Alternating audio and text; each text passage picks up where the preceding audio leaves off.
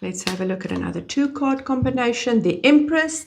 This is the card of fertility. So this could either be a woman who wants a child. This could be the land is fertile. So ideas, businesses, anything that is fertile and growth, nurtured, loving, fertility, growth.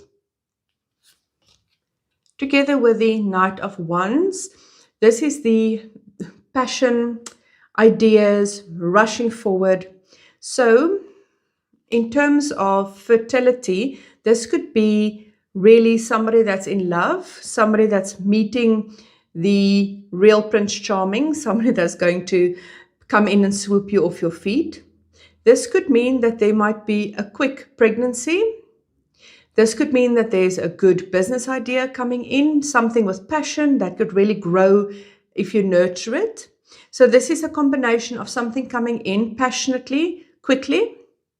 Really, you can see that horse is charging in, together with something that is fertile and ready to grow and nurture.